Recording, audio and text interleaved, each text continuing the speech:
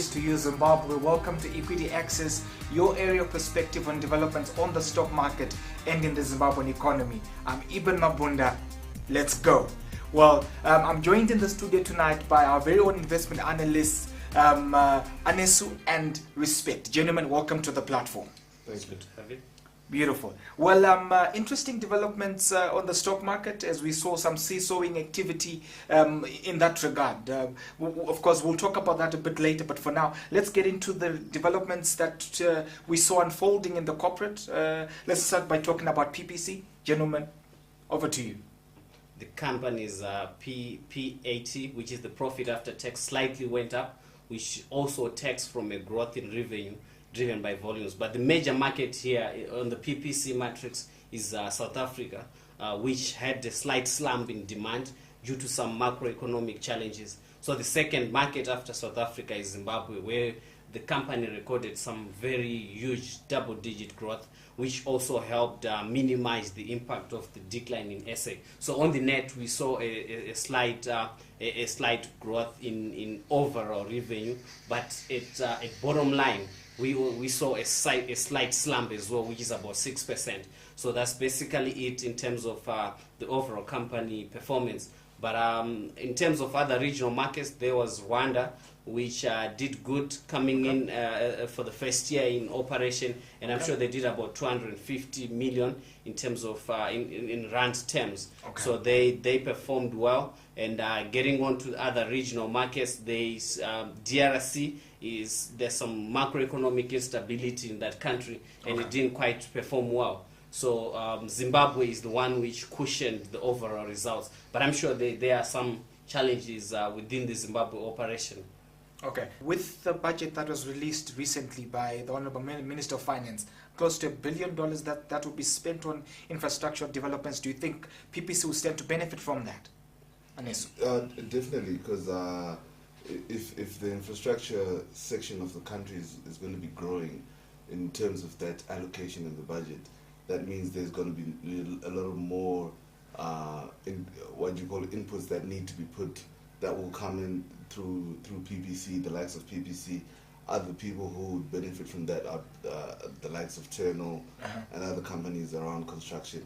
But then they're going to benefit something. But then also, it's not going to be much of a benefit to the parent company, because most of the incomes or remittances that they're supposed to get back are having challenges. I think you mentioned on that, mainly because of the forex issue that we have in the country.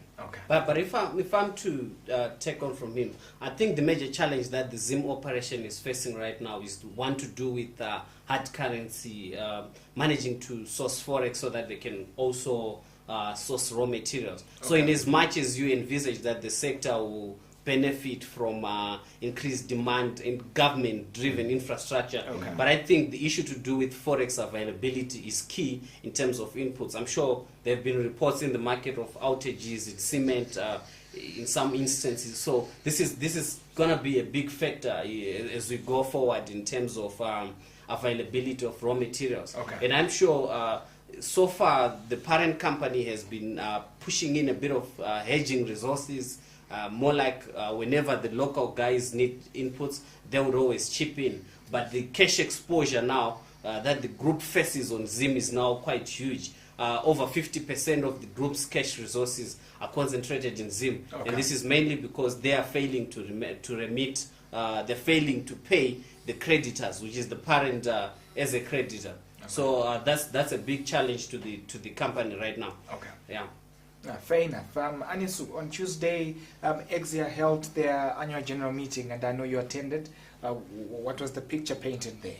The picture that was painted there was very good in my view, because John Comidis and his team seem to be doing a very good managerial in terms of corporate governance.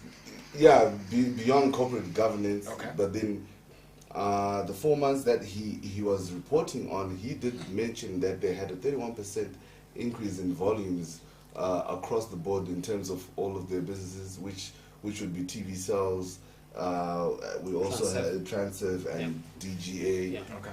the distribution compcompany. Yeah, but the distribution side has been suffering a bit, especially yes, the they- Zambian the operation. Zambian operations. Because actually touching on DGA, out of the 3 business units that they manage, he mentioned that 2 of them, which were TV sales and Transurf, were doing better than DGA on a global perspective, because they managed to do about 21% rise, but then there was a 3% increase only for DGA on the map of Africa, which is a little bit worrying, because there needs to be more distribution coming through and past Zimbabwe. An interesting pick from AXIA is also that they mentioned that in terms of the regions that they operate from, the countries that they operate from, Zimbabwe is actually relatively better than Zambia. Yes.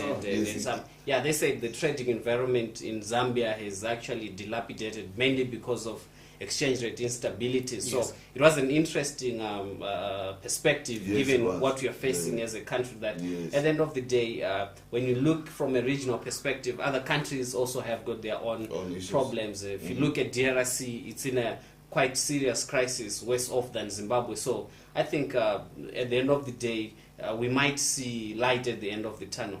I think from most of the companies that I've heard so far, these are the only guys that have managed to stay on a prepaid basis with their foreign creditors. Yeah. So you find that these guys did say that they came in very heavily beginning of the year, coming in with making sure that they always have paid up front and even ahead of time with their creditors. So right now they don't have any problem with trying to get stocks from them because of their prepaid status.